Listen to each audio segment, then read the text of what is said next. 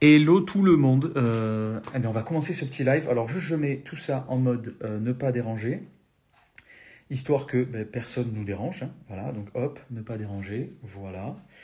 Hop, ça c'est fait. Donc voilà, j'espère que tout le monde va bien. On va faire un petit live rapide, une trentaine de minutes environ, avec Momo qui va nous rejoindre dans pas longtemps. Le thème, je pense que vous l'avez vu, c'est toutes les questions que vous allez pouvoir avoir potentiellement autour de l'expertise comptable. Donc comment devenir expert comptable ou experte comptable. Ça aussi, je pense que c'est un vrai sujet parce qu'on n'a pas assez d'expertes comptables. Mais ça, c'est quelque chose qu'il va falloir aussi que l'on voit ensemble. Alors je vais tout de suite ajouter Momo.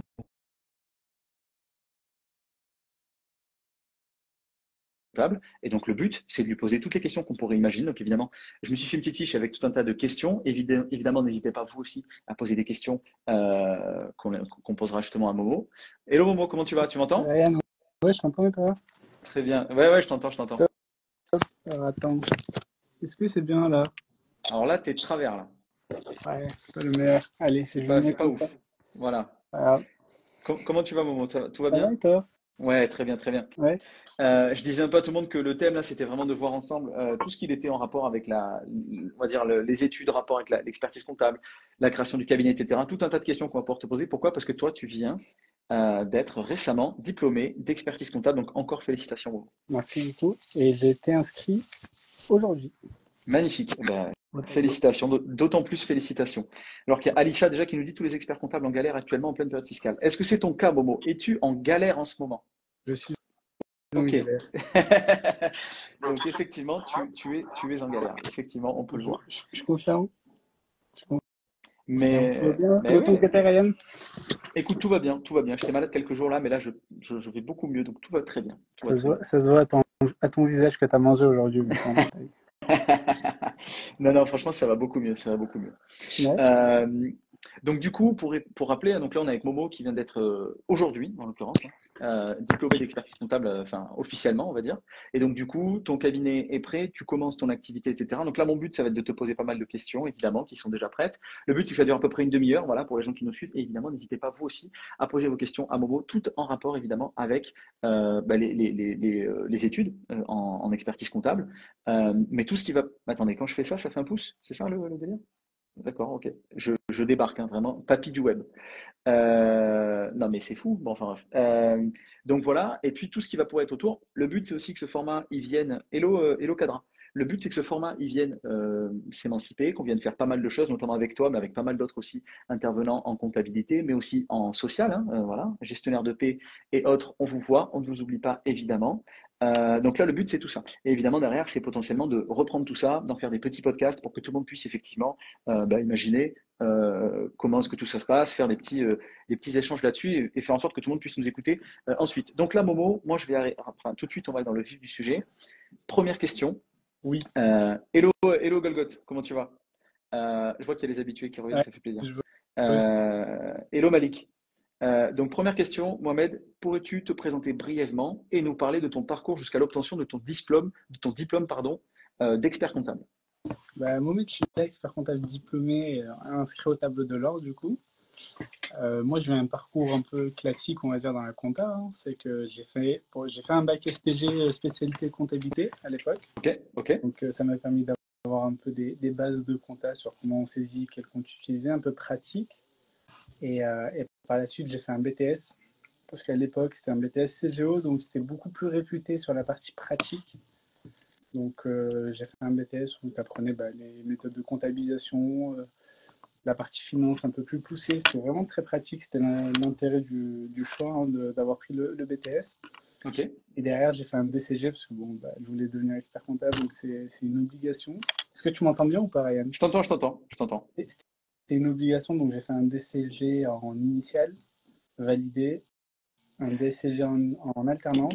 Qu'est-ce que tu entends par DCG en initial? Voilà, pour ceux qui seraient potentiellement intéressés par les études, parce que là, en fait, si tu veux, il y avoir deux Ouais, types d'audience. C'est vraiment ceux qui sont déjà dans les études dans la compta de façon globale ou qui sont en cabinet, hein, voilà, ça aussi. Mais aussi ceux qui vont se poser des questions quant à se dire, attends, la compta, est-ce que j'y vais, est-ce que j'y vais pas? Ils ont entendu pas mal de choses, donc voilà, pour que tout le monde comprenne, tu te parlais de DCG en initial. Ça veut dire quoi exactement? quand tu fais un parcours scolaire en comptabilité, soit tu fais en initial, ça veut dire que tu es toute l'année à l'école et qu'en Ok, fin d'année, ok, tu as 4 semaines de stage. soit tu fais de l'alternance. Voilà, donc c'est initial ou alternance. Initial, tu es en cours toute l'année, entre guillemets. Alternance, bah, l'alternance, je pense que tout le monde connaît. Ok, d'accord, très clair. L'avantage de l'initial, c'est que quand tu es en DCG, que c'est très théorique et qu'il y a énormément de matière et que c'est pas mal de théorie, c'est bien parce que ça te permet d'être dans le cœur de cet aspect un peu école Ouais, et du coup de apprendre le tout parce que je crois qu'il y a 11 UV, quelque chose comme ça, donc le fait de tout apprendre, ça te prend du temps, bien de sûr. t'entraîner aussi à l'examen. Quand tu es en alternance, c'est un peu plus compliqué parce que tu vas allier avec ça travail toute la semaine, 3 jours par semaine, tout dépend Ouais, des rythmes qu'on va imposer. Donc moi j'ai fait ça en initial puisque bah, je me sentais pas de faire une alternance à cette époque-là. ok, J'acquiers un peu de connaissances, de savoir sur le domaine, hein. bien sûr, bien sûr. Une fois que ça a été acquis, je suis passé en DSCG. Et là, j'ai fait l'alternance puisque c'est ce qui est recommandé pour arriver à l'expertise comptable. On recommande souvent d'avoir 5 ans d'expérience avant, dont de l'alternance. Ok. Et toi, aujourd'hui, avec le recul, tu penses que ça a été une bonne idée, Ouais. bonne chose que de faire ton DSCG en alternance? Je vais te dire pourquoi, parce que quand tu es en DSCG, les matières sont très très dures, pour Ok. être transparent, Mhm. tellement dures, mais c'est des matières que tu traites très peu en cabinet. Ok.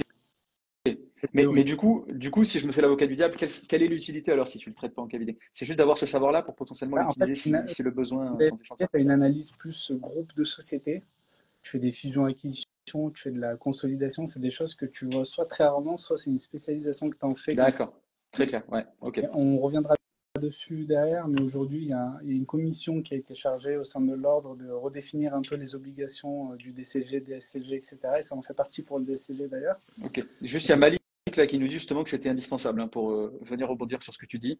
Indispensable l'alternance pour avoir de la pratique car les diplômes de l'expertise sont beaucoup trop théoriques à mon sens. Ça, c'est ce que nous dit Malik. Voilà, pardon, je t'ai coupé mon mot, mais c'était pour En l'intervention de arrivant Malik. en DSCG, c'est bien de faire cette alternance-là parce que tu mets les pieds déjà en cabinet, tu regardes comment vit un cabinet, comment ça fonctionne, tu prends en main un premier portefeuille. Ouais, ok.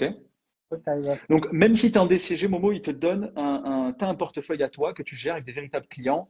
Ils te font ouais, véritablement ouais, confiance. voilà. Moi, ça a été mon cas. Alors, il y en a certains qui n'ont pas de portefeuille, qui vont travailler directement avec plusieurs collaborateurs et on va leur Ok, apporter le dossier de d'accord. manière aléatoire de prendre en main. Ouais. Dans un cabinet où bah, tu me connais, Ryan, je suis quelqu'un de très. Alors, on t'entend plus. Je sais pas si c'est moi, ça a coupé.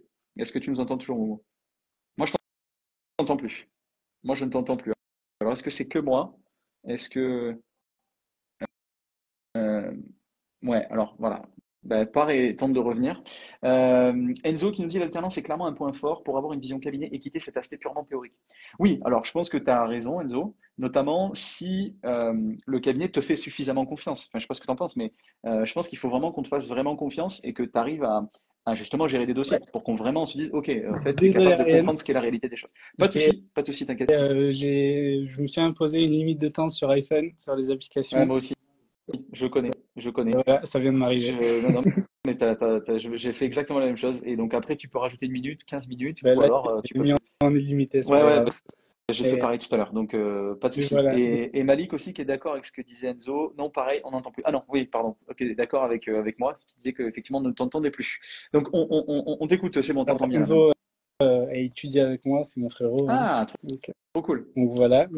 Mais du coup, pour rebondir sur ce que je disais, euh, l'alternance va beaucoup t'aider quand même en cabinet, hein. Le fait d'avoir un portefeuille ou pas au début, certains vont te faire confiance, ils vont t'attribuer ça, d'autres non. Moi, j'ai été beaucoup trop curieux. Du coup, dès le premier jour, je voulais avoir un petit portefeuille pour voilà, aller voir comment ça se passait pour un restaurateur, pour un boulanger, pour un artisan. Voilà comment on comptabilisait. On m'a fait confiance, on me l'a accordé. Donc, c'est tout petit au démarrage, hein. On t'accorde T'avais quelques quoi? petits. T'avais un, deux Non, dossiers? alors, je suis plus dur à un négo que ça. J'ai eu une quinzaine de dossiers au démarrage. C'est beau, Donc, ok, mais c'est c'était cool, vraiment des c'est cool. petits dossiers. Donc, Mais tout de suite au début, parce que en fait c'est intéressant ce que tu dis là, parce que tu vois, il y a peut-être des gens qui nous écoutent et qui sont en DSCG ou qui vont faire un DSCG, ça serait intéressant pour eux aussi de dire, ok, c'est possible, je peux imaginer d'entrée pouvoir avoir une quinzaine de dossiers. Donc toi, c'est quoi? Bon, day one, j'exagère un petit peu, mais enfin un premier jour, mais voilà, ça en termes de temporalité, c'est quoi? en Salut les fait, gars, j'arrive. Maintenant, vous me non, en foutez fait, 15 dossiers sur le bureau, c'est je suis quoi? arrivé en septembre en alternance. J'étais avec un pote à moi, on était dans le même cabinet. Et ils ont dit, bon, on a un dossier pour vous tester, grosso modo, est-ce que vous voulez? C'était un bar Ok. tabac. Donc déjà, les bars tabac en Ouais, je crois compta, c'est savoir que les bar chaud. tabac, c'est pas Voilà. ouf. Moi, Ouais. j'ai dit, Enfin, bon, c'est pas allez, ouf. Je parle évidemment de la compta, hein, attention. voilà. Mais en tout cas, que c'est complexe. Donc moi, tu vois, je l'ai pris ce dossier-là, j'ai dit, bon, vas-y, je le teste, hein. Ok, Je suis allé en N-1, j'ai regardé comment ça fonctionnait, comment ils ont fait, etc. J'ai fait le ok, dossier. ok. C'était plutôt pas mal. Bon, il y avait des erreurs, c'est normal, t'apprends, hein. Mais c'était Ouais, bien plutôt sûr. pas mal. Du coup, on m'a dit, bah, ok, bon, on va te donner quelques petits dossiers Ouais. pour commencer. Donc le premier mois, je devais peut-être avoir 5 6 dossiers. Donc j'ai pris un peu en main tout ça. Je travaille avec d'autres collaborateurs sur leurs dossiers où du coup, là, ils m'expliquaient vraiment le fonctionnement. Et après ça, du coup, ce que j'ai fait, c'est qu'au bout de 3 4 mois, on m'a accordé un portefeuille d'une quinzaine de dossiers. Ok, donc tu as utilisé comme levier ce premier dossier Bartava PMU où tu as pu prouver qu'effectivement tu avais bien su gérer pour ensuite leur dire, bon ben vous voyez, sur un dossier Ouais, mais relativement c'est ça, complexe, j'ai réussi quand même, donc filez-moi non, mais c'est vraiment parti comme ça. un Et si tu veux, portefeuille de clients. Ok, j'arrive au mois de septembre, au mois de février-mars, c'était la période fiscale. ok, Je leur ai dit, bah, je veux faire des bilans, alors que généralement, t'en fais pas. ouais. On m'a donné 2 3 bilans à faire. Et en fait, petit à petit, où tu vas aller gratter un peu quelques dossiers, ils peuvent pas te dire non dans le sens où tu les soulages. Bah, ils en ont besoin, exactement. Bah oui, ça c'est clair. Donc, Ça dans le c'est fond, clair. on te Mais il laisse. faut qu'ils te fassent confiance. Donc il y a aussi ce problème, c'est qu'ils veulent te les donner, mais s'ils sont pas sûrs Ouais. de ce que tu vas faire avec, ça peut être problématique Non, mais aussi. c'est ça. En fait, il y a toujours cette base de confiance en cabinet quand tu vas commencer à bosser, parce qu'il y a une responsabilité qui est à la fois déontologique, bah, tu traites des dossiers clients, hein. Il y a aussi une question de confiance et d'image auprès du Ouais, client. Quand tu mets une personne dessus, il faut avoir confiance et savoir si elle a les compétences ou les ouais, connaissances, hein. Quand tu acceptes un dossier, déjà, il faut savoir si tu as les compétences en interne avant de prendre le dossier. Donc, ouais, c'est de clair. base, on part de C'est ce clair. principe-là. Mais moi, ce que je préconise souvent quand c'est des alternants, etc., c'est de ne pas avoir peur de demander. Ouais. Je veux travailler sur un dossier, donnez-moi un petit portefeuille, laissez-moi faire telle tâche, etc. Moi, personnellement, je dirais jamais non, ça soulage sur certaines missions. Et je pense que très peu de cabinets diront non aussi. Ouais, si tant est qu'ils fassent bien confiance à l'alternant. Et d'ailleurs, c'est ce que dit Marius ici. Enfin, Marius nous parle aussi d'un autre aspect. Il nous dit, il y a aussi, et je pense qu'il a pas tort, il y a un besoin financier aussi à passer en alternance.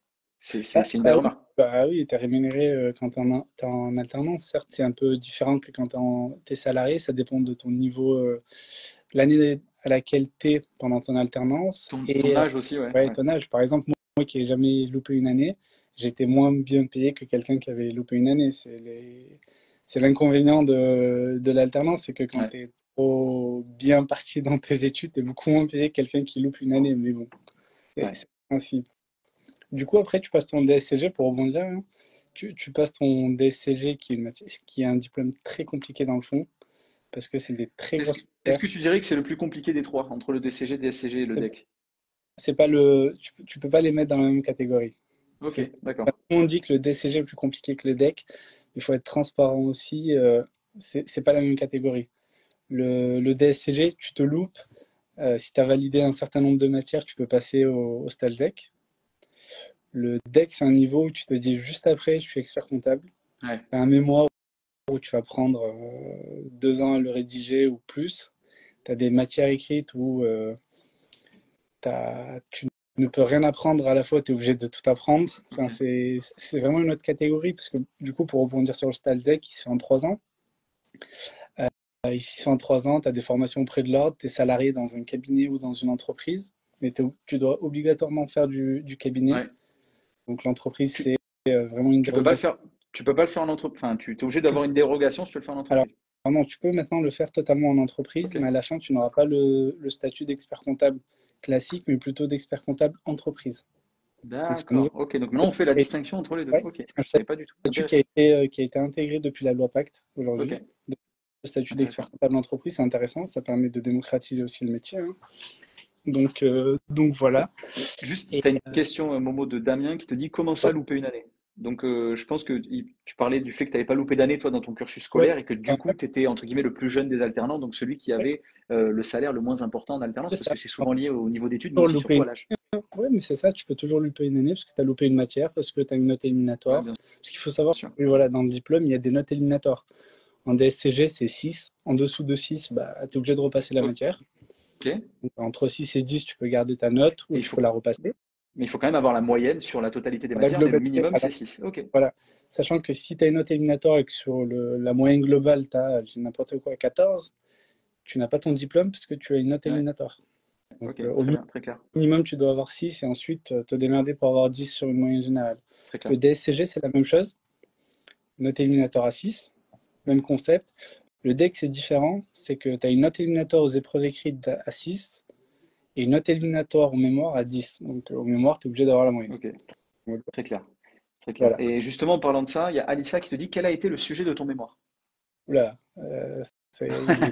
il est très long à dire comme ça, mais mon mémoire, c'était le développement d'une mission de data conseil dans des cabinets avec une formation des collaborateurs à Power BI, donc des outils de business intelligence, d'aide décisionnelle et de formation en fait et de déploiement de l'offre dans le cabinet. C'est un sujet qui est Ah oui, très complexe, qui ouais, n'existe pas du tout aujourd'hui, qui a été primé pour le coup à la session, à la dernière session, mais c'est quelque chose qui a été innovant et ça a été l'objet du congrès de l'Ordre des experts comptables à Montpellier cette année.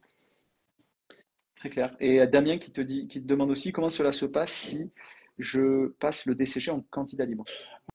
Alors, le DCG en candidat libre, bah, tu fais ta petite vie à côté, soit tu travailles, et tu t'inscris aux examens comme tout le monde. Et c'est exactement le même concept que quelqu'un qui est à l'école.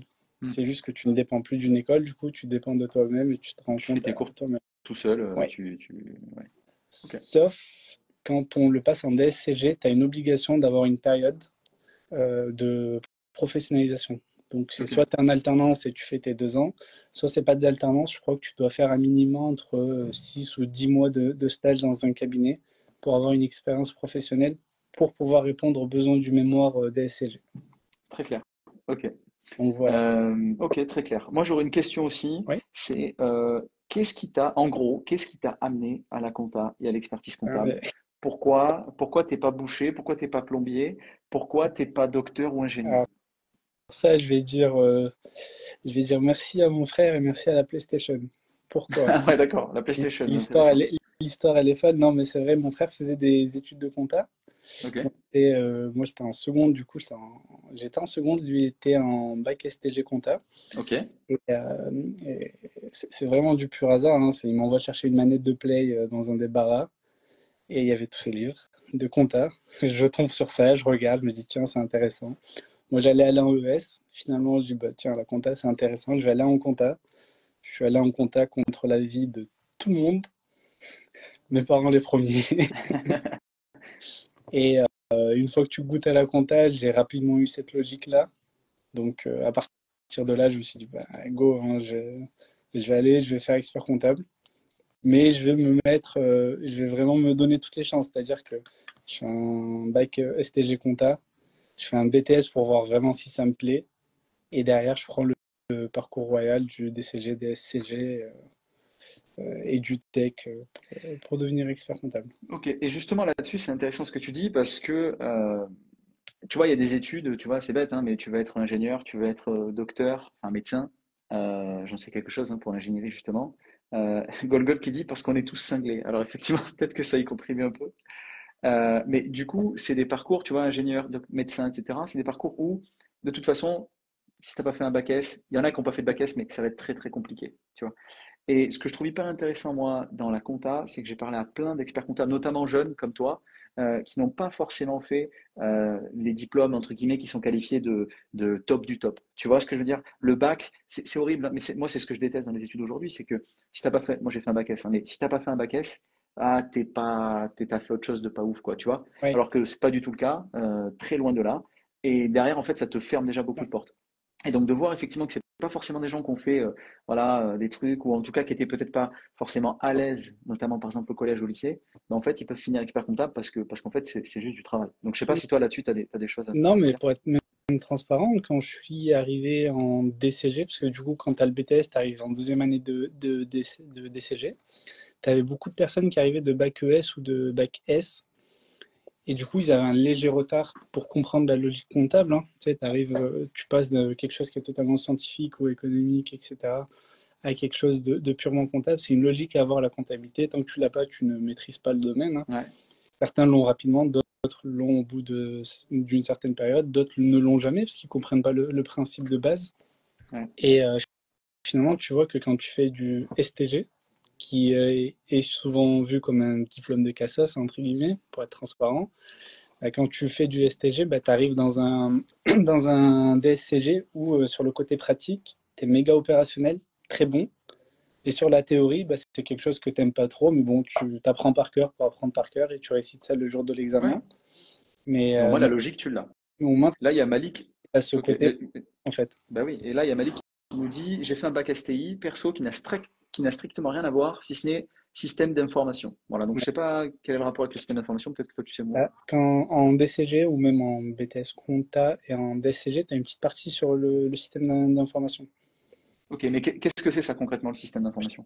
C'est en lien avec quoi? Alors, j'étais pas le plus assidu à ces cours-là. Et pas. Ok. Non, non. C'était ok. Mais non, Non, non. mais le système d'info, c'est comprendre un peu bah, le SQL, comment Ah, d'accord. Oui, oui, les d'accord. Non, mais ça, données c'est vont ok. fonctionner dans une Bien sûr. organisation, comment tu mets en Si c'est place les ça, je vois ce que ERP, c'est. par exemple. En DSCG, c'est management du système d'information, c'est comprendre comment tu peux mettre en place des ERP, conseiller le client dessus, etc. Très clair. Ok. Après, il y a un truc qui est méga important, et ça, j'insiste dessus, et d'ailleurs, on a fait un article avec Vite Comptable sur ça, mais Ouais. c'est que les matières du DCG, notamment, paraissent très théoriques. Quand tu les prends, c'est tu dois apprendre par cœur et résister le jour de Ok. l'examen. Mais dans les faits, avec du recul aujourd'hui, parce que j'ai de l'expérience et de la pratique, etc., si on prend une matière comme du droit des sociétés où tu apprends la responsabilité des dirigeants, les formes juridiques, etc., le jour où tu les apprends, tu te dis, mais putain, ça ne me sert à rien parce que c'est de la théorie. Quand est-ce que je vais le recracher à un client? Donc, concrètement, tu fais ça 50% de ton temps en cabinet. Quand tu es sur ta partie Ah, c'est conseil, tu intéressant. reçois un prospect qui veut créer une société. Il va te poser la question, j'ai vu sur Internet que la SAS, c'est mieux pour moi. Bah, tu vas lui ressortir tes cours, mais de manière un peu plus commerciale. Tu vas essayer de lui comprendre est-ce qu'il a un besoin de protection sociale, est-ce qu'il a besoin de s'associer avec d'autres personnes, etc. Enfin, tu lui ressors vraiment tes cours de droit des sociétés et le mec, en fait, bah, c'est du conseil pour lui, mais toi, initialement, c'est de la théorie que tu as appris. La finance, on apprend les SIG, donc des soldes intermédiaires de gestion, à analyser certains indicateurs, on le fait par écrit, mais concrètement, quand tu fais un rendez-vous bilan ou quand tu dois analyser une activité financière d'un client, tu fais exactement la même chose. Ouais. Donc, ce que doivent se dire les candidats qui présentent ces diplômes-là ou qui voudraient aller dans ces diplômes-là, c'est de dire que c'est de la théorie à l'instant T quand ils l'apprennent, hein, mais quand ils vont en stage, ils devraient poser des questions sur cette théorie-là, de comment on le matérialise concrètement dans un rendez-vous, une conversation avec un client. Ok, très bien, très clair. Il y a aussi Malik qui nous dit, elle est partie info informatique deviendra ultra intéressante dans la profession vu le virage que la compta prend aujourd'hui.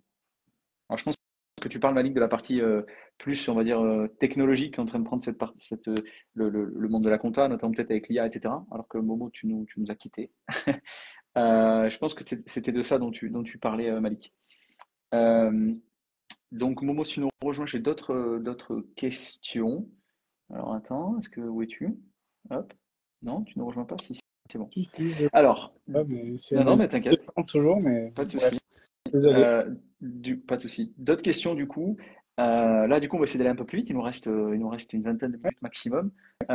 Quel conseil est-ce que tu donnerais toi à des étudiants en compta qui aspirent à devenir expert comptable ou experte comptable? Le premier, c'est même pas un conseil, c'est foncer, faites-le.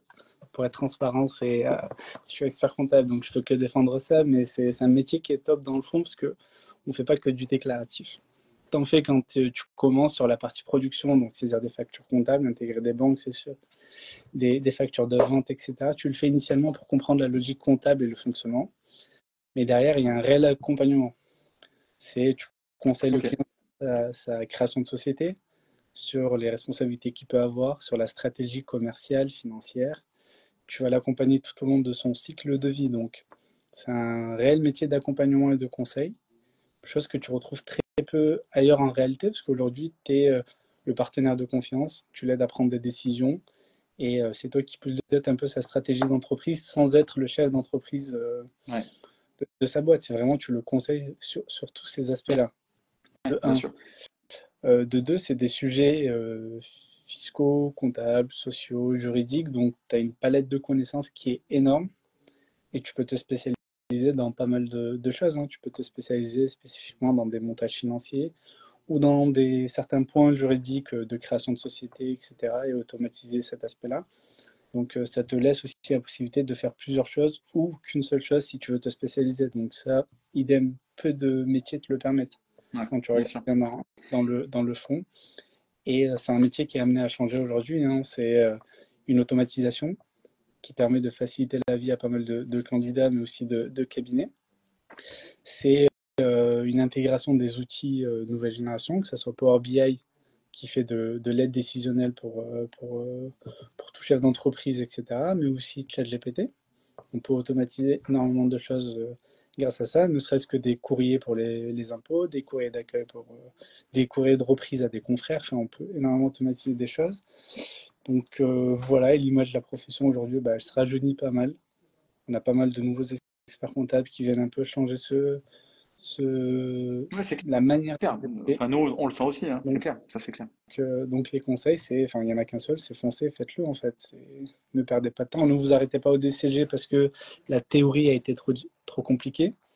Parce que bah, dans tous les diplômes qu'on veut passer, il y a toujours de la théorie. Donc, si vous trouvez que la théorie vous emmerde, entre guillemets, euh, allez faire de l'alternance, prenez de l'expérience et foncez sur un diplôme pour devenir expert comptable. C'est long. Honnêtement, ça peut paraître long, hein, mais on sent les 8 ans, mais on ne les voit pas passer.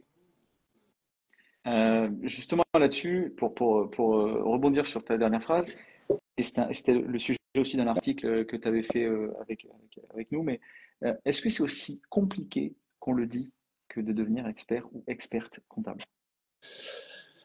Euh, oui et non. Non, ce n'est pas compliqué parce que dans le fond, c'est des étapes qui sont différentes. Le DCG, on va te donner un premier savoir du métier. Le DSCG, on va t'améliorer cette compétence-là avec une expérience professionnelle. Et le DEC, c'est vraiment une expérience de 3 ans où tu prépares à la fin un diplôme pour être expert comptable. Ça peut paraître long parce que dans ce processus de 8 ans, tu as aussi une vie personnelle. Certains peuvent devenir père de famille, mère de famille. Certains peuvent avoir des difficultés ailleurs qui fait que bah, ils arrêtent temporairement ou sur un laps de temps. Donc ça peut paraître assez long. Dans le fond, aujourd'hui, les gens ne valident pas directement leur diplôme en 8 ans. C'est plus, je dirais D'une plus traite, entre 8. tu veux dire. Ouais, ouais, D'habitude, ils le font pas d'une traite. ouais, voilà. Moi, j'en ai vu beaucoup, effectivement, voilà, qui ont eu leur DSCG, qui nous disent, bon, voilà, là, attends, je vais attendre 1 an, 2 ans, 3 ans avant de me Ouais. lancer dans le deck, parce que je sais pas trop, parce que tout ça. En fait, Mais honnêtement, toi, tu préconiserais quoi? De faire tout d'une traite, selon ouais, toi? je Bon, pense après, que évidemment, ça dépend ça du parcours de chacun, bien dépend sûr. toujours du parcours de chacun, mais moi, je préconise de le faire tant que c'est possible. Parce que demain, Un peu comme tout dans la vie, en soi, bah, en hein, fait, en réalité. demain, tu deviens père de famille ou mère de famille, c'est beaucoup plus compliqué d'allier les deux. Tu vois, où tu fais un sacrifice à un moment donné, mais faire ce Ouais, sacrifice-là, ça peut être aussi compliqué à titre perso. ouais, bien sûr. Moi, honnêtement, quand je rédigeais mon mémoire, c'était pas une vie, entre guillemets. Ouais, Je me levais très tôt parce que j'ai une vie privée à côté. Et je me levais très tôt pendant que tout le monde dormait. Je travaillais pendant que tout le monde dormait le soir. Les week-ends, je n'allais pas voir mes parents, ma belle famille, par exemple, parce que je bossais, etc. bien sûr. C'est une organisation qui est totalement différente et pas tout le monde n'est prêt à accepter cette organisation-là. Mais moi, le conseil que je donne, c'est foncez tant que vous avez la capacité de le faire. Et si vous vous arrêtez à un moment donné, n'abandonnez pas le diplôme, parce que aujourd'hui, quand on valide certaines matières, elles sont valables sur une certaine période. Le DSCG, je crois que c'est 8 sessions, je crois, quelque chose comme ça. Le DEC, c'est 4 sessions. Ok. Enfin, bref, il y a des délais à respecter, mais il faut quand même tenter, parce que certains vont préparer tout et s'arrêter au dernier moment. Mais il n'y a pas vraiment d'intérêt, même si tu passes et que tu as 4, bah, c'est pas très grave. Ouais. Mais de toute façon, je pense que c'est comme tout dans la vie, même si moi je peux donner une réponse un peu plus large. Voilà, tant qu'on peut le faire, faisons-le. C'est plus vite on le fait, le mieux ce sera passé, et le mieux on regardera derrière en se disant bon bah ok, ça c'est fait. Ouais. Comme beaucoup de choses dans la vie. Et d'ailleurs, à ce titre, Damien qui nous dit, l'âge a-t-il de l'importance? Je finis mon DCG en candidat libre à 35 ans. Est-il plus compliqué de trouver un cabinet pour DSCG alternance? Non, pas forcément, on regarde pas forcément l'âge. Quand tu recrutes quelqu'un, tu vas pas, peut-être que tu as des cabinets qui vont regarder l'âge, mais tu regardes vraiment la volonté de la personne à vouloir C'est apprendre. clair. De toute façon, l'avantage de l'alternance, c'est que bah, tu sais que la personne est là pour apprendre. Donc, et qu'elle n'est pas sachant de toutes les notions comptables, etc. Il y a peut-être une question je vais dire, de rémunération, parce que quand tu as un certain âge, ben, tu coûtes un peu plus cher, mais rien ne t'empêche de voir avec le cabinet si tu peux pas directement être salarié au lieu d'être en alternance et voir si tu peux faire des cours du soir ou assumer cette alternance-là et à toi de prouver en cabinet que tu es capable. Mais là, moi, j'ai rarement vu ça de manière bloquante. Donc Damien, on est avec toi, let's go, hein. Let's go Damien, faut y aller là. Là, on est avec toi, voilà, on fonce, ça va le faire. Donc, non, N'hésite pas bien à dire sûr. si tu as d'autres questions, Damien. Ensuite, tu vois, c'est toujours pareil, hein, toujours un peu la même chose. Comment vois-tu, parce que du coup, on a anticipé quelques questions que j'avais à te Ouais. poser, comment vois-tu l'importance de la formation continue dans la profession comptable? Tu as déjà répondu, mais peut-être en une phrase, rapidement. Est-ce que pour toi, c'est prépondérant? Parce que j'imagine que la réponse est oui, parce que tu me disais qu'effectivement, la théorie n'était pas tout. Mais à quel point est-ce que c'est selon toi important? Ouais, je pense que ça restera toujours très important parce que c'est ce qui te donne les bases pour pouvoir exercer derrière. Demain, moi, je me verrais mal attaquer un cabinet sans avoir peu ou pas de connaissances théoriques sur certaines choses. Moi, ce qui m'a permis de facilement comprendre un cabinet aussi, c'est que j'ai fait un BTS et un bac STG qui m'a donné en fait que de l'aspect pratique. On apprenait des écritures de comptabilité courantes. Donc, tu arrives en cabinet, tu faisais exactement la même chose. Tu arrives en DSCG, aujourd'hui, tu apprends des fusions, acquisitions, de la consolidation, des éléments qui sont très peu utilisés en cabinet. Et du coup, tu as des notions qui sont très théoriques et tu te dis, bon, ok, qu'est-ce que je vais faire avec ça en cabinet? C'est un peu comme le théorème de Thalès. Enfin, voilà, c'est un peu le même concept, hein, dans le fond. Mais sur les premières années de DCG, ouais, la théorie, la formation continue, méga important. Et pour après, c'est juste la pratique, hein. Tu es en cabinet, tu apprends et tu apprendras de tes erreurs, tu apprendras de ta théorie. Voilà. Et pour rebondir à ça, et je te l'ai dit tout à l'heure, hein, il y a le Conseil national qui veut réformer un peu le DCG, DSCG et le DEC. Notamment le DSCG, il trouve que c'est pas en adéquation avec les attentes, c'est qu'on apprend des choses qui sont hors contexte et hors réalité cabinet, donc ils veulent améliorer ça. Ok. Sur l'aspect DCG, il trouve que le programme est totalement cohérent avec les attentes en cabinet, etc. Donc il n'y aura pas énormément de modifications là-dessus. Et sur le deck, de ce que j'ai pu comprendre de ce rapport-là, c'est que le deck, ils vont peut-être le réadapter, faciliter le choix d'un mémoire, en te laissant plus de possibilités. Donc ça, c'est déjà une première chose. Et adapter les écrits à la réalité des cabinets. Parce qu'aujourd'hui, juste pour rappel, quand on passe des écrits en cabinet, on doit ramener les mémentos Lefebvre dans une valise. Donc tu as l'impression de partir aux Maldives, mais tu pars dans un centre d'examen. Donc honnêtement, Ouais, pas la la, valise, pas la même ambiance. ouais, voilà, tu as une valise qui fait une trentaine de kilos avec une quinzaine de bouquins dedans. C'est pour ça que tout à l'heure, je disais, en fait, tu as l'impression d'être obligé de tout apprendre, mais tu peux pas apprendre 15 bouquins qui font 1000 pages chacun, c'est impossible, hein. C'est juste une méthode de travail que tu dois acquérir. Et par exemple, la déontologie, ça, c'est très important parce que tu apprends, même si tu l'apprends de manière un peu rapide pour passer ton diplôme, mais tu apprends quand même les bases de l'exercice du métier. Parce qu'il ne faut pas oublier que le métier est régi par une déontologie et l'ordonnance de 45 qui fixe que c'est un métier réglementé que pour pouvoir l'exercer, tu as besoin d'une certaine compétence, un certain niveau d'exercice. Complètement. Très clair. Ensuite, autre question. Bien sûr, si vous en avez dans le live, n'hésitez pas à les poser. Et encore une fois, je le répète, ce sera aussi disponible sous format podcast, etc. On va mettre en Ouais. replay tout ce live-là. Ensuite, donc du coup, il y avait, selon toi, quelles sont, Momo, les compétences clés essentielles pour réussir en tant qu'expert ou experte comptable? Les Si tu devais en compétences. citer deux ou trois. Pour réussir, déjà, tu as la curiosité. Ouais. Faut être très curieux et aller s'intéresser à pas mal de sujets tellement différents l'un de l'autre.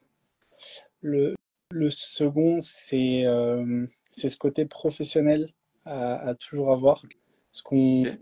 Quand je dis professionnel, c'est que faut toujours se mettre dans le contexte de ce que je disais juste avant, c'est qu'on est un métier réglementé. Donc, il faut faire attention à ce qu'on dit et ce qu'on ne dit pas, surtout à un client. Ouais. Donc, je ne peux pas me permettre de dire n'importe quelle information à un client. Ça engagerait ma responsabilité, ça engagerait pas mal de choses, hein. Donc, c'est le professionnalisme, c'est plutôt sur cet aspect-là, la curiosité. Et derrière, je pense que ouais, peut-être quelque chose qui manque à la profession, c'est l'aspect un peu commercial. Aujourd'hui, pour améliorer l'image, aujourd'hui, on ne sait pas se vendre, on ne sait pas. s'exprimer, enfin un peu plus aujourd'hui les nouvelles générations, mais voilà, pour être je pense que pour être expert comptable aujourd'hui, tu as ces trois aspects-là qu'il faudrait mettre en avant. Très clair. Mais la curiosité en numéro un. Ouais, bah oui. Ça, enfin, de ce que j'en perçois, je pense qu'effectivement, c'est hyper important.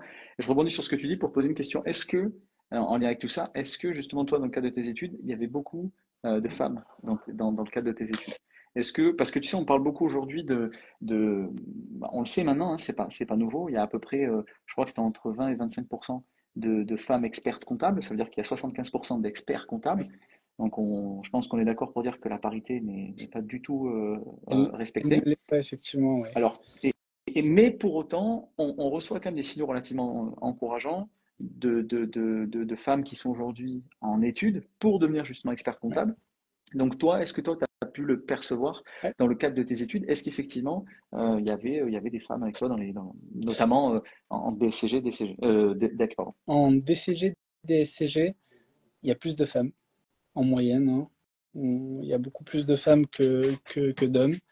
Ok, À partir du stage DEC ou de la fin des SCG, début du stage DEC, on en perd déjà quelques-unes parce que bah, peut-être qu'elles construisent une vie de famille à côté, du coup elles sont arrêtées temporairement, etc. Et à la fin du DEC, pareil, on en perd aussi certaines parce qu'elles construisent une vie de famille et autres. Du coup, ou qu'elles ont pris des responsabilités en cabinet et du coup elles se mettent une pression qu'elles ne devraient pas en se disant il ne faut pas que je perde cette responsabilité-là, donc je suis focus là-bas, je mets de côté un diplôme. Donc c'est ce qui est des... propre de toute façon à tout le Bien monde après, hein, je pense, tu vois, sûr. mais ouais, ouais. Ouais. Mais je donne cet exemple parce que je l'ai connu par le biais d'une personne qui était avec moi en stage, qui Ok, a retardé intéressant. le passage parce qu'elle venait d'avoir un nouveau statut dans son cabinet et que Ok, bah, nouveau statut, beaucoup plus d'implications, elle n'a pas pu rédiger mais son mémoire, ok, etc. très Mais ouais, clair. c'est vrai que si on parle du DCG, plus on avance dans le temps, plus on perd quelques femmes. Aujourd'hui, un peu moins. Quand on regarde le rapport du jury DEC, la tendance est un peu en train de s'inverser. On a un peu plus de femmes diplômées et tant mieux.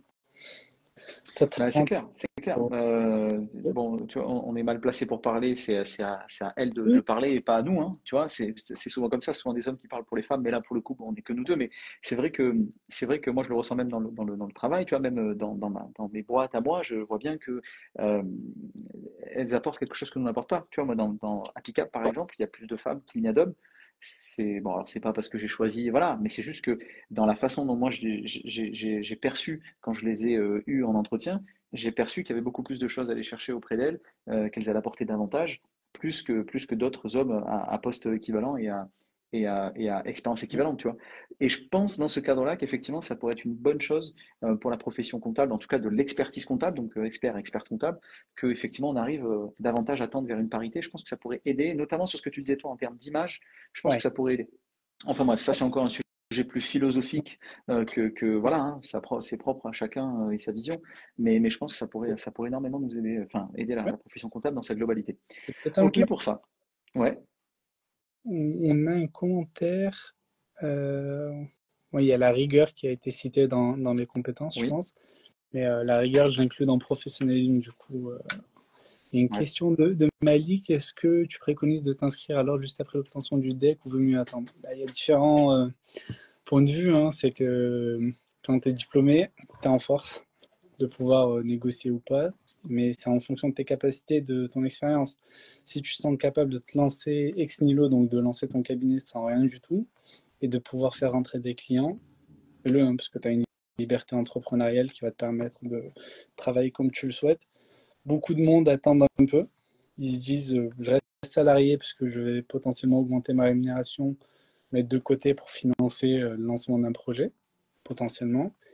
Et t'en as qui rachètent des portefeuilles. Je suis pas trop fan de cet aspect-là, hein. Moi, si je prends mon cas personnel, je me suis lancé sans rien. Je suis parti du principe que il y a des clients pour tout le monde et qu'on est en capacité de signer. Ensuite, c'est toi, ton image, ta réputation et ta façon de bosser qui font que les clients viennent vers toi ou pas. Ouais. Donc, Justement, après, j'aurais une question là-dessus, et on va parler argent. allez. On va voir si tu nous parles argent ou pas, ou si tu, ou, Ouais, ou si tu joues la langue de bois. ouais, tu sais que Mais te connaissant, voilà. Mais donc, on y arrive, puisqu'il nous reste 5-10 minutes maximum. En gros, là, c'est propre effectivement à la partie, on va dire, technologique de la compta. Tu l'as cité tout à l'heure. Quelle est ta vision de l'avenir de la profession comptable? Y a-t-il des tendances spécifiques que tu penses être importantes dans les prochaines Ouais. années? Par exemple, IA, blockchain, nouvelles normes comme par exemple la facture électronique, etc., etc. Bah, il y a plusieurs choses. Déjà, il y a la facture électronique qui devrait arriver, j'espère un jour. Ça a été décalé, mais ça devrait arriver aux alentours de 2026-2027. Donc, ça va changer pas mal dans le fonctionnement et l'organisation des cabinets. Si tu automatises la partie réception de factures, tu n'as plus besoin d'assistant comptable, mais tu auras besoin de data controllers, de Ouais, personnes qui vont contrôler la donnée et la faire passer sous un nouveau format pour qu'un réviseur comptable, une personne qui va aller comprendre si ça a bien été payé, si ça a bien été facturé, si les deux concordent entre les deux a été fait. Donc il y a cette première modification qui arrive. L'IA également chamboule un peu, hein. Il y a certains professionnels aujourd'hui, si je cite Vénitien qui fait partie d'un collectif qu'on a créé qui est spécialisé dans ChatGPT ou d'autres professionnels, Fabrice Evrard, etc., qui créent des robots en fait pour aider les collaborateurs à se former par exemple. Donc, par exemple, intéressant. je cite Fabrice Evrard, qui est un expert comptable qui est beaucoup dans la blockchain, etc. Lui a créé un robot pour les assistants comptables. Donc, tu poses des questions sur comment comptabiliser quelque chose, tu as des réponses assez précises. Donc, ça aussi, c'est une évolution du métier parce que ça permet de donner un niveau de formation à une personne sans pour autant être à côté et perdre du temps. Donc, tu Ouais, formes par quelque chose, intéressant. tu confirmes par un être humain et tu développes mieux ton cabinet. Il y a Intéressant. d'autres éléments qui changent, c'est qu'aujourd'hui, le client, quand il vient te voir, on ne parle plus de mission régalienne. Fais-moi ma TVA ou autre chose. Le client veut un accompagnement, veut une gestion. Donc, il faut être capable de lui produire un tableau de bord en temps réel. Donc, pour ça, tu es obligé de te doter de certains outils comptables, hein. Je ne vais pas les citer, mais tu en as plusieurs qui permettent d'automatiser pas mal la réception des factures, grâce à des catégorisations en interne, de mettre à quoi ça correspond. Et le mec, le 13 mars, s'il veut voir l'état de la santé de son entreprise, il a un premier visuel. Je dis bien premier visuel, puisqu'en comptabilité, on a certains retraitements qui sont faits, qui peuvent impacter l'image de ton bilan ou de ta situation comptable. Mais voilà. Donc, tu as aussi ça qui vient changer le métier. Et tu as aussi le fait que les clients, ben, en fait, ils veulent des nouvelles missions. Ils veulent qu'on comprenne, qu'on écoute sa vie privée pour qu'on puisse le conseiller. Parce Ouais, qu'une décision sur la société va impacter son impôt sur le revenu. Un choix d'investissement immobilier ou dans la crypto, etc., va impacter aussi son imposition, son foyer fiscal. Donc il y a pas mal d'enjeux qui sont comme ça. Et il y a un expert comptable qui s'appelle Olivier Sanchez qui a créé Atom 8 et qui base son analyse non pas sur la société mais sur le chef d'entreprise. Il part du principe que si on doit accompagner quelqu'un, on accompagne le chef d'entreprise pour prendre en compte la globalité de son activité, son foyer fiscal, ses sociétés, ses contrats de prévoyance, etc. etc. ok, Donc, très intéressant. donc voilà. Ok, tu as justement une question de Mélissa qui te dit, le DSCG est-il le minimum indispensable pour postuler en cabinet? Je n'ai que le BTS, mais j'ai un portefeuille de société dans un groupe et je vais jusqu'au bilan. Est-ce que je peux postuler en cabinet? Oui, rien ne l'empêche. En fait, aujourd'hui, l'impression que j'ai en passant certains entretiens, c'est qu'on regarde beaucoup moins les diplômes et beaucoup plus l'expérience. Le diplôme, on va plus le regarder quand c'est une personne qui va venir postuler pour un stage DEC. Donc, bah, il y a une obligation de vérifier les diplômes antérieurs. Si tu as certains diplômes, ça veut dire que tu as un certain niveau théorique. Mais si tu as 10 ans d'expérience en entreprise, tu sais faire des bilans, que tu maîtrises les obligations comptables, etc., il n'y a aucun problème à aller postuler en cabinet. Et là, on va rebondir sur quelque chose que tu voulais dire. Le niveau de rémunération, du coup, sur un On cabinet. va y arriver, je vais te poser des bonnes petites questions là-dessus, t'inquiète Là, pas. voilà, sur un cabinet d'entreprise, ça peut être différent. Ok, ok, très Donc, clair. voilà. Mais très clair, très clair. Et puis Mélissa, n'hésite pas évidemment à aller sur Applicable hein, pour postuler à des cabinets d'expertise comptable, mais pas que, parce que je suis pas là non plus pour ne mettre en avant qu'Applicable, hein. Il y a plein d'autres sites, voilà, mais Mais Applicable, aller sur c'est ma Apple. boîte. Non, Effectivement. Donc, ok, très bien pour ça. Peux-tu nous parler d'une expérience pratique ou d'un stage qui a été particulièrement formateur pour toi? alors moi, si tu veux, quand je commençais en comptabilité, j'ai fait un stage dans un cabinet qui était à côté de la maison, Ok, quand j'étais en BT. Et bah, on m'a mis avec un chef de mission qui m'expliquait tout de A à Z. Et honnêtement, ok, c'est lui qui m'a permis derrière aussi d'agir de la même manière avec les collaborateurs. C'est que aujourd'hui, la norme, c'est que quand quelqu'un arrive, on va lui donner un dossier, on va lui donner deux, trois informations, on lui laisse se démerder. Mais il y a une Ouais, perte d'information, il y a une perte de temps quand le collaborateur va traiter le dossier parce qu'il n'a pas tous les éléments avec lui. ok, Moi, ce stage-là, il m'a permis, en fait, si tu veux, le chef de mission, il m'intégrait à l'équipe, il m'expliquait le dossier de A à Z, il le faisait devant moi, il m'obligeait à prendre des notes, parce que prendre des notes, ça t'évite plutôt de poser des questions deux, trois fois d'affilée, ouais, qui va déranger souvent le cabinet. Et ouais, surtout, une fois qu'il t'a tout expliqué, c'est à toi d'aller montrer que voilà, tu as compris, tu fais tes preuves, et derrière, et c'est le plus important, c'est qu'il revenait contrôler avec toi, non pas pour te critiquer, mais juste pour te dire, ok, bon, là, tu as bien fait les choses, là, ça, bah, il faudra changer, c'est pas comme ça, c'est différemment. En fait, tu te dis, bon, ok, le mec, il m'a formé. C'est la définition de former. Et aujourd'hui, c'est ce très que clair. j'essaie d'avoir avec les collaborateurs, les stagiaires, les alternants, etc. C'est que quand ils arrivent, qu'il y ait un parcours complet, une communication, de l'écoute, etc. pour que derrière, en fait, ils se disent, j'ai- j'apprends pas sur le tas, mais j'apprends parce qu'on me forme. Et c'est par l'expérience que ce tas, entre guillemets, va me permettre d'acquérir des compétences. Très clair, ok. Ok.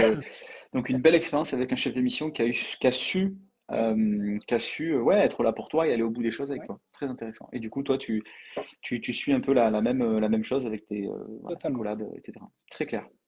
Euh, Comment est-ce que le réseautage a-t-il joué un rôle dans ton parcours? As-tu des conseils pour efficacement réseauter dans le domaine de la comptabilité? Euh, ouais, ben moi, il y a plusieurs choses. C'est que nous, on participait par exemple avec l'école au congrès des experts comptables. Ouais. Donc, ça te permet d'aller, de découvrir des outils, de parler à des experts comptables, t'assises à des conférences, vie de Cette comptable. année, ouais, cette année, le congrès qui a lieu à Marseille. Ouais, en octobre, normalement, à Marseille, ouais. Il y a ça. Vie de comptable également, par le biais des lives, hein. Nous, c'est comme ça qu'on s'est rencontrés en Exact, 2020. J'ai rencontré exact. Alexis Lama, Jonathan Khalifa, enfin, pas mal de personnes derrière qui sont dans la profession. Donc, Euh, par l'intermédiaire de ça, tu commences à leur parler sur LinkedIn. Ouais, Et après, pour rebondir, bah, LinkedIn, hein, tu ajoutes des experts comptables, ceux qui communiquent pas mal. Tu commentes, tu regardes ce qu'ils font, tu vas leur poser des questions. Généralement, ceux qui publient pas mal, c'est des personnes qui, je vais pas dire qu'ils sont accessibles, mais qui vont te répondre et essayer de te donner le meilleur des conseils, selon le temps qui leur est imparti, la disponibilité, etc. bien sûr. Et c'est comme ça que tu construis un peu ton réseautage. Très clair. Maintenant, on passe à une des dernières questions. On va parler argent maintenant. Parlons. Donc parlons un peu pognon, parlons argent, parlons moulaga. Momo, si tu le veux bien. Alors, de ton expérience et de façon globale, combien touche en moyenne un expert ou une experte comptable à son compte? À son compte. Ouais. Ok. De façon globale, une moyenne de toi, ce que tu as pu voir, notamment, tu vois, dans tes stages, par exemple, d'expertise comptable ou des gens que tu connais, si tu as Ouais, je parlé de ça avec eux. vais te parler en toute transparence, hein. À son compte, généralement, quand un expert comptable se lance, il développe son portefeuille et il va faire ce qu'on appelle de la sous-traitance aussi. Pour faire un trait du cash, la sous-traitance, c'est un cabinet d'expertise comptable qui a besoin de quelqu'un pour l'accompagner parce qu'il est en manque de personnel. Il fait appel à un expert comptable et voilà. Généralement, un expert comptable, c'est drôle à dire, mais est au chômage. Tous les 28 du mois, il fait des actualisations parce que sur une certaine période de 12 à 24 mois, il est au chômage. Donc pendant Mais qu'il est au chômage, il il bosse. bosse, ouais, totalement, mais il ne se prend pas de rémunération. On a le droit de faire ça, c'est autorisé ça? Parce que nous, Bah, entrepreneurs, on nous laisse pas trop, hein? Non, mais sur une non, non, j'en connais société, qui font ça, hein, mais non, ok. oui, voilà, mais tu es sur une société, tu encaisses le cash appartient à la société, Hmm. c'est du revenu que tu laisses pour pouvoir te financer ta rémunération plus tard Ok, ou financer très clair, ton fonctionnement. très clair. Une fois que tu arrives à ça, généralement, si tu as bien construit ton portefeuille, que tu as bien mis de côté toute la sous-traitance que tu as pu faire, certains font même de la formation dans des écoles, Ok, etc. Ça va rentrer un certain nombre de cash, tu peux te rémunérer entre, je dirais, entre 4500 et 6600, enfin 6600, entre 7000 même, environ par mois. Si tu construis net. vraiment un beau petit On portefeuille. parle de salaire net. Je te parle de salaire net. Ok. Là, tu parles de quelqu'un qui aurait quel âge, avec quel type de portefeuille, combien de clients? C'est un peu, voilà, mais Je te dirais quelqu'un qui génère environ 250 000 ou 300 000 euros de chiffre d'affaires. En termes de clients, c'est compliqué à donner, mais bien sûr, parce que ça dépend, bien sûr. ouais. Parce que tout dépend de ton fonctionnement, en fait. Si tu arrives à automatiser tout l'aspect tenue comptable, bah, tu as besoin de moins de collaborateurs parce que tu auras des personnes qui sont beaucoup plus qualifiées pour contrôler cette donnée-là et produire des bilans et toi contrôler et sortir des bilans et vendre des missions exceptionnelles à forte valeur ajoutée. Donc, tu es en capacité de créer du cash. En faisant de la sous-traitance, c'est de la même manière. Tu fais rentrer du cash aussi de manière récurrente. Et derrière, quand tu fais des formations, c'est aussi bien payé. Donc, tu peux te rémunérer de cette manière-là. Mais j'en connais d'autres, par exemple, qui sont à 2500, 3000 euros aussi, hein. Tout dépend ce que tu cherches à faire de ton cabinet. Ça reste un business. Voilà, un entrepreneur et un autre vont toucher deux salaires différents, même s'ils sont dans le même secteur d'activité. C'est eux et leur succès quand tu as effectivement généré davantage de clients, Ouais, faire de plus en plus de marge parce qu'ils ont réussi à optimiser leurs coûts, ah bah, etc. totalement. Business classique. Ouais. On est Quand d'accord. Ok, très bien. quand tu es salarié en cabinet expert comptable, il y a un minimum conventionnel, mais qui est très bas, hein, c'est, je crois, 43 000 euros annuels. C'est un Ok, minimum conventionnel.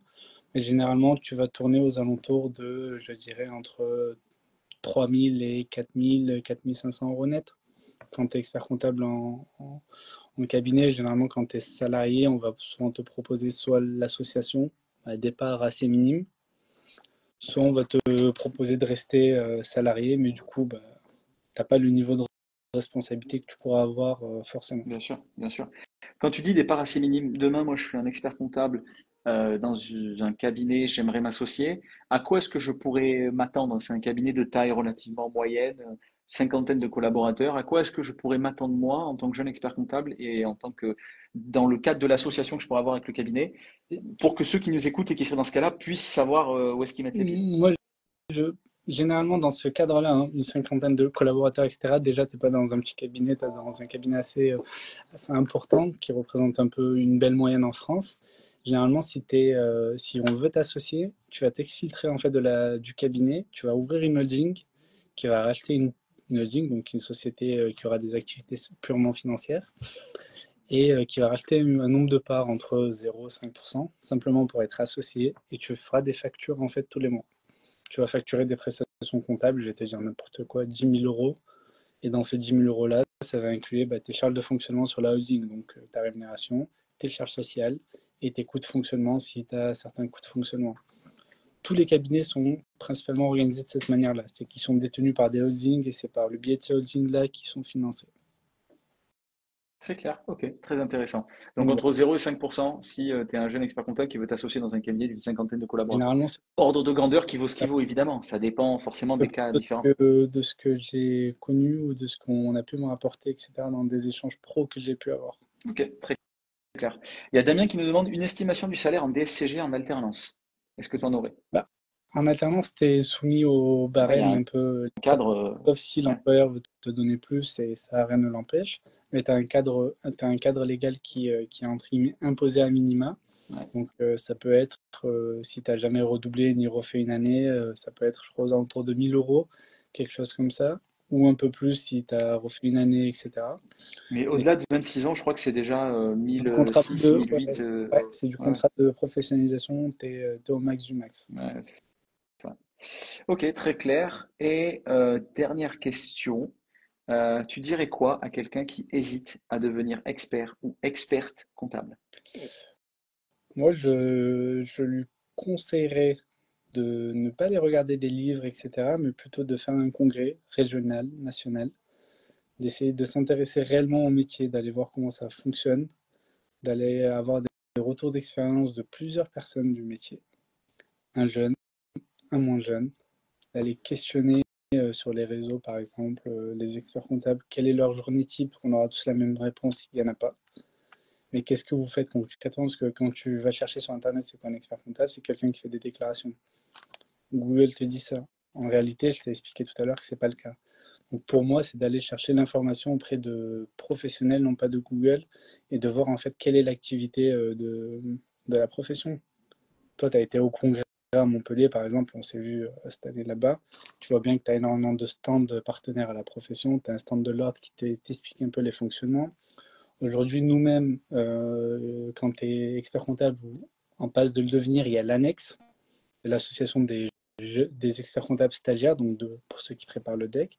Et tu as le CGEC, donc c'est le club des jeunes experts comptables, qui permet aussi de promouvoir un peu la profession. Certains vont dans des écoles pour parler de la profession, donner la meilleure image en fait. C'est l'idée, c'est de dire, bah, ok, on vous dit qu'expert comptable c'est chiant entre guillemets, qu'on est tous gros, qu'on a un gros ventre et qu'on a des lunettes. En réalité, je peux être en basket, capuché, et te dire, bah, viens, on fait un montage financier, tu vois. Oui, et puis moi, sincèrement, j'en connais pas mal qui sont Oui, comme ça. Tu parlais tout à l'heure de Jonathan Kalfa, bon voilà, oui, c'est totalement. vraiment, voilà, bah, lui il est comme ça, alors que pour autant il est très sérieux Ouais, dans son taf, tu vois. Donc l'un n'empêche pas l'autre, mais je pense aussi que c'est cette nouvelle vague-là d'experts et d'expertes comptables qui va tenter de redorer le blason de la ouais, compta, même si je pense que depuis quelques années déjà il est en train d'être bien redoré, mais ça va finir, je pense, de le oui, faire. Et je pense aussi avec l'apport de, comme tu disais, hein, des expertes comptables, avec un E, expert qui vont aussi permettre de, voilà, de davantage mettre en, moi, mais je c'est suis mon avis, hein, totalement de davantage mettre en lumière la d'accord. profession. Et pour rebondir sur un mot que tu as dit, la nouvelle vague, euh, nous, on est quelques jeunes experts comptables, on a lancé une sorte de collectif pour justement promouvoir la profession, mais pas que. C'est que l'idée, c'est que on parle à des étudiants, mais aussi à des entrepreneurs pour leur faire comprendre c'est quoi notre métier concrètement et comment on peut au mieux les accompagner. On est actuellement quatre, mais l'idée c'est de créer une petite communauté pour donner des tips à chacun, que ce soit aux étudiants, aux entrepreneurs, faire des formats live comme on fait aujourd'hui pour parler de plein de sujets. Aujourd'hui on parle vraiment du parcours, mais je pense qu'il y aura d'autres lives qui seront terribles en termes de valeur ajoutée, hein, honnêtement. Bien sûr, je Donc pense que voilà, là, c'est le premier d'une longue série. ouais, Et c'est le cas, hein. De toute façon, le but, c'est qu'on vous accueille tous, hein. De toute façon, on a un peu un partenariat qu'on a mis en place, où le but, c'est de vous accueillir et toutes les semaines, hein, c'est ce qu'on s'est fixé, les mercredis, quasiment toujours à la même heure, ouais, hein, donc 17h45, tenter effectivement d'aller aborder comme ça des sujets un peu en radio libre, donc avec des thématiques que l'on aura, nous, évidemment, pré-travaillées, et effectivement, sur lesquelles on aura communiqué, mais aussi, surtout, l'intervention de tout un chacun qui viendra avoir des questions propres à ces différentes thématiques. Donc, surtout, n'hésitez pas, quitte même justement à nous rejoindre dans le live pour effectivement donner votre opinion, vos questions, et histoire que tout le monde puisse véritablement s'exprimer. totalement ça. On est d'accord. Ben voilà, je pense que moi, en tout cas, j'ai fait le tour des questions. Merci Momo pour Top. tout ça. Je pense qu'on a bien fait le tour de tout ça. On a eu pas mal de réponses, je pense, à des questions intéressantes, notamment sur l'argent. Donc ça, c'est bien, parce qu'on a aussi envie de savoir, hein, l'argent, comment ça se passe. C'est le nerf de la guerre. Donc merci pour tout ça. Et puis du coup, ben, Momo, si tout va bien, on se revoit de toute façon la semaine prochaine pour un autre sujet qu'on va, je pense, afficher très bientôt sur les réseaux, notamment VTC. Et puis voilà. Ben, tous ceux qui nous ont suivis, merci beaucoup. Merci beaucoup. Et puis on avance. Merci à toi, Damien, aussi pour toutes tes Merci questions. à toi, Ryan. Et puis merci beaucoup. Merci Momo. Voilà. Ben, avec plaisir. Et de toute façon, on se dit à la semaine prochaine Yes. pour un autre À live. très vite. À plus tout le monde. Merci beaucoup. Merci à tous. Salut. Ciao.